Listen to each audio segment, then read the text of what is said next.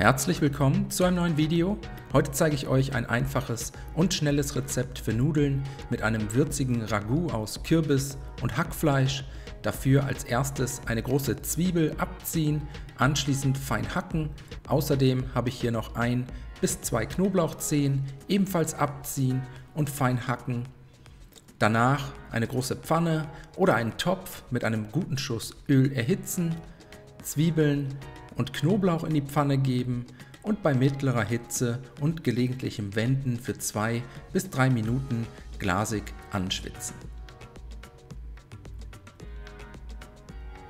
Wenn das erledigt ist, die Hitze etwas erhöhen, dann kommt das Hackfleisch in die Pfanne, insgesamt 500 Gramm, halb Rind und halb Schwein. Das Hackfleisch jetzt für weitere 4 bis 5 Minuten krümelig anbraten.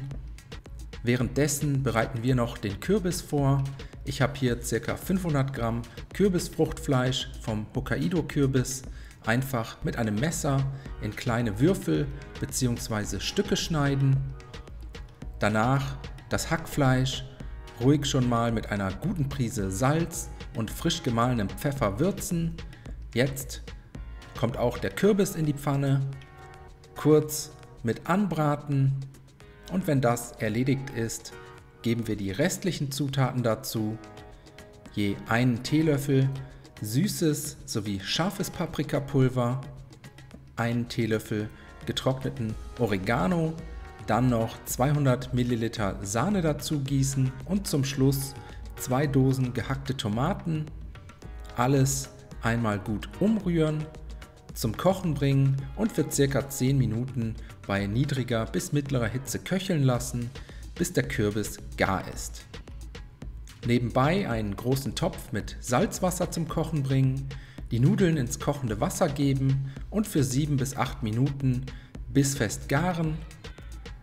Das Kürbis-Hack-Ragout nach etwa 10 Minuten mit Salz, Pfeffer und gegebenenfalls etwas Zucker abschmecken. Danach müssen wir nur noch auf die Pasta warten, über einem Nudelsieb abgießen, etwas abtropfen lassen und dann am besten direkt zur Soße geben. Alles ein letztes Mal gut umrühren und dann sind wir fertig. Die Nudeln mit Kürbis und Hackfleisch anschließend vom Herd ziehen, mit gehackter Petersilie garnieren und servieren. Danach wünsche ich euch einen guten Appetit. Ich hoffe, euch hat das Video gefallen. Viel Spaß beim Nachkochen. Bis zum nächsten Mal.